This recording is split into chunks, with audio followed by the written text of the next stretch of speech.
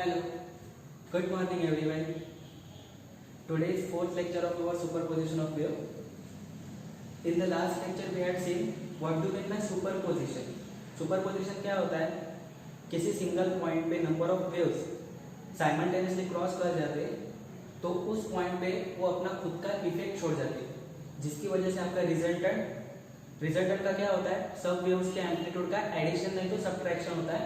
वो डिपेंड करता है कि वेव आपके फेस में एक साथ आए या आउट ऑफ फेस वो एक दूसरे को क्रॉस कर रहे हैं. ठीक है, तो उसके लिए हमने एक डेरिवेशन भी देखा था जिसमें हमने टू वेव्स कंसीडर किए थे जिनका एम्पलीट्यूड था a1 and a2 and five was the phase difference between the two waves. Then resultant is given by the formula a1 square plus a2 square plus 2a1 a2 cos phi under root में. ठीक है, और उसके special cases थे when two waves are in a phase, मतलब crest के ऊपर जब क्रेस्ट आता है तो रिजल्टेंट का क्या होता है? एडिशन होता है. तो वो रिजल्टेंट क्या हो गया आपका? Maximum amplitude.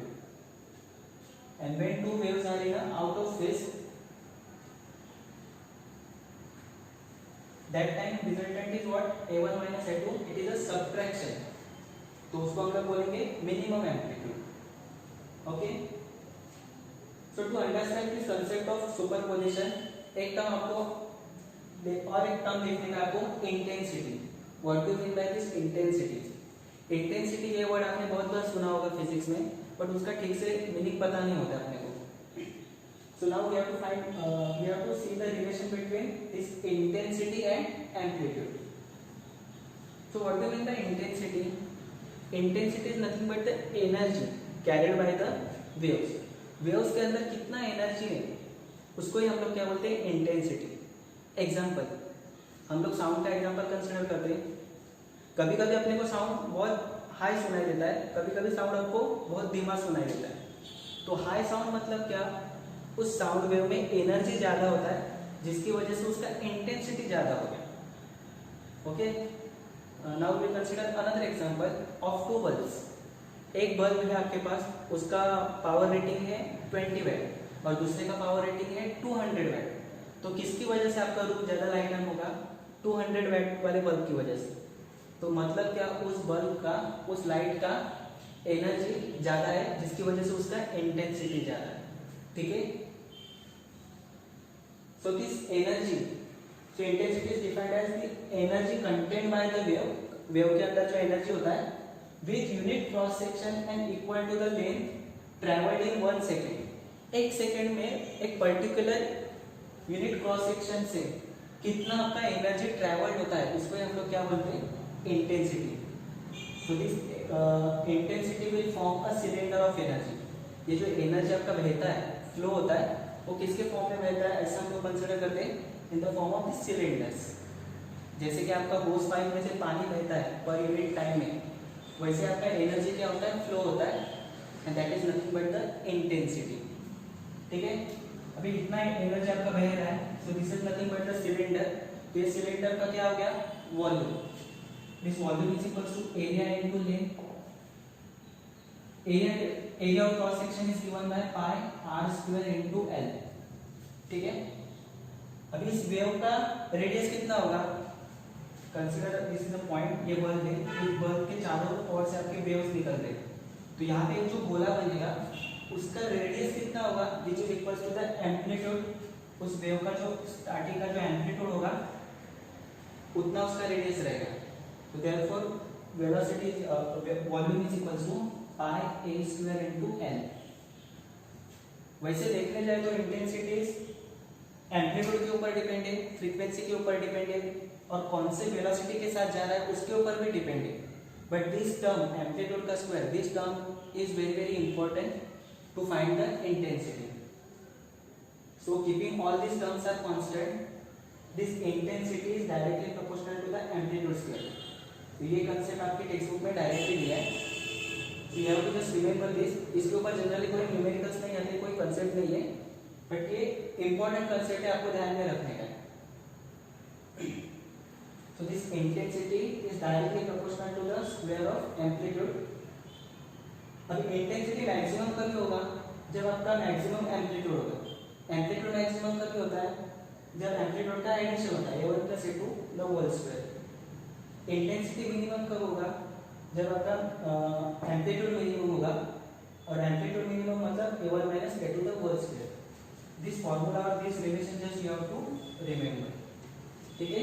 सो इंटेंसिटी का मतलब क्या ध्यान में रखिएगा आपको, energy content by the wave with unit cross section and equal to the length travelled in 1 second. एक 1 सेकेंड में, एक यूनिट सेकेंड में कितना आपका एनर्जी बह रहा है पर्टिकुलर यूनिट क्रॉस सेक्शन से, that is nothing but the intensity. जितना एम्पलीट्यूड ज्यादा होगा उतना इंटेंसिटी ज्यादा होगा, because relation is what, amplitude का स्क्वायर। अगर एम्पलीट्यूड आपका 2 टाइम्स हो रहा है तो इंटेंसिटी आपका 4 टाइम्स से बढ़ेगा। एम्पलीट्यूड आपका 4 टाइम्स से इंक्रीज हो रहा है तो इंटेंसिटी आपका 8 टाइम्स 16 टाइम्स से इंक्रीज होगा। Hence the relation is intensity is directly proportional to the square of amplitude.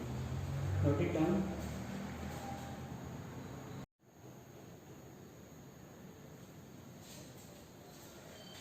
Okay, see. Now we have to see the next topic, standing waves or stationary waves. Lecture के starting में मैंने आपको बताया था, in this chapter we have to study 2 parts. First one is related to the wave motion. Wave motion में हमने क्या क्या देखा अब तक? प्रोग्रेसिव वेव के टाइप, फिर उसके characteristics, reflection, then reflection of progressive wave from the denser and rare medium, then superposition जो हमने लास्ट लेक्चर में देखा था, and intensity. So we have done with the first part. Today we will start with the second part, that is standing waves और stationary waves. अभी standing waves और stationary waves क्या होते हैं? कंसीडर मेरे हाथ में एक स्ट्रिंग है, ये स्ट्रिंग का एक एंड बॉल को कनेक्ट किया है, अटैच किया है, फिक्स किया है, और दूसरा एंड मेरे हाथ में फ्री है। इस फ्री एंड को मैंने ऐसे जब देना स्टार्ट किया तो क्या होता है आपका क्रेस्ट ट्रैवल होता है, और वो क्रेस्ट रिजिड सरफेस से रिफ्लेक्ट होके वापस यहाँ पे आके सुपर इम्पोज होता है। तो जिसकी वजह से क्या, उसकी वजह से क्या फॉर्म होता है, ऐसे कंटिन्यूअसली जब देने की वजह से आपके ऐसे लूप्स फॉर्म होंगे, ऐसे लूप्स फॉर्म होंगे। ये आपने जनरली देखा होगा इन वायलिन और गिटार और सितार में। गिटार का जो स्ट्रिंग होता है उसको हम लोग जब प्लग करते हैं बजाने के लिए, तभी उसका स्ट्रिंग कैसे फॉर्म करता है, ऐसे लूप्स फॉर्म करता है, जिसको हम लोग क्या बोलते हैं, स्टेशनरी वेव्स। तो स्टेशनरी वेव का खासियत क्या है? जनरली प्रोग्रेसिव वेव मतलब क्या, उसमें जो डिस्टर्बेंस होता है वो आगे आपका प्रोपोगेट होता है, आपको ऐसे वेव प्रोपोगेट होते हुए दिखेगा। बट स्टेशनरी वेव्स के जो लूप्स फॉर्म होते हैं वो कहीं पे भी ट्रैवल नहीं होती। लूप्स, ये वाला लूप ये के क्या करेगा, खाली ऑसिलेट होता रहेगा, ऐसे ऐसे ऑसिलेट होता रहेगा, और धीरे धीरे उसका एम्पलीट्यूड कम होते जाता है बाद में। तो उसका जो भी डिस्टर्बेंस है, जो भी लूप्स और मैक्सिमम एम्पलीट्यूड है, वो कहीं पे भी ट्रैवल नहीं करता है, वो रेस्ट पोजीशन में होता है, स्टेशनरी होता है, जिसकी वजह से ऐसे वेव्स को हम लोग क्या बोलते हैं, स्टैंडिंग मतलब रेस्ट, और स्टेशनरी वेव्स, ठीक है। अभी स्टेशनरी वेव्स फॉर्म कैसे होता है, we have to define the stationary waves. So when two identical progressive waves, stationary waves form होने के लिए दोनों भी वेव्स कैसे होने चाहिए, आइडेंटिकल। आइडेंटिकल का यहाँ पे मतलब है दोनों का एम्पलीट्यूड सेम होना चाहिए, दोनों का फ्रीक्वेंसी सेम होना चाहिए, दोनों का टाइम पीरियड भी सेम होना चाहिए। ऐसे दो वेव्स अगर same path, along the same path अगर वो ट्रैवल कर रहे हैं, travels along the same path in opposite direction में, एक वेव इस डायरेक्शन में, दूसरा वेव उसका क्या होगा, रिफ्लेक्शन होगा। ये जो स्ट्रिंग यहाँ पे जाके क्या होता है, रिफ्लेक्ट होता है। तो दो वेव एक दूसरे के साथ क्या होते हैं, सुपर इम्पोज होते हैं, जिसकी वजह से आपका क्या फॉर्म होता है, ऐसे लूप्स फॉर्म होते हैं, जिनको हम लोग क्या बोलते हैं, stationery waves. Done. So see the definition, when two identical progressive waves either transverse or longitudinal, transverse भी हो सकते हैं, longitudinal भी हो सकते हैं, travels along the same path in opposite direction, superimposed with each other and gives the resultant in the form of loops called as stationary waves. Then अभी आप लोग सोचते होंगे कि दोनों का एम्पलीट्यूड भी सेम है, इसका भी a है और इसका भी a है, तो रिजल्टेंट a माइनस a 0 होना चाहिए। टोटल रिजल्टेंट क्या होना चाहिए, यहाँ पे 0 होना चाहिए। एक्चुअली स्टैंडिंग वेव क्या है, इट इज द इल्यूजन। वहां पे एक ही वेव है, ये एक ही स्ट्रिंग आता, ये दूसरा वाला स्ट्रिंग क्या है, उसका रिफ्लेक्शन है, वो with in a fraction of second return आता है, और continuously we are giving the जब, तो ऐसे हम लोग कंटिन्यूअसली जब देंगे तो एक ऐसा इल्यूजन फॉर्म होगा ये स्टेशनरी वेव्स का, कि वहां पे ऐसे लूप्स आपको दिखेंगे। So that illusion is nothing but the standing waves. Actual में यहाँ पे कोई दूसरा वेव नहीं आ रहा है। यहाँ पे अगर दूसरा वेव आता जो ये स्ट्रिंग का नहीं है, तो क्या होता है, एक दूसरे के साथ मिक्स होकर यहाँ पे रिजल्ट आपका जीरो हो जाता है। बट ये स्ट्रिंग वही जाके आपका क्या होता है, रिटर्न आता है with in a fraction of second.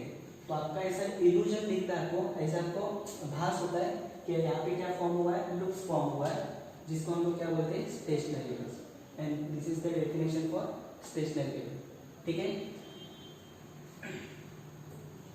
Now see in the stationary waves at some point displacement is maximum and some point displacement is minimum.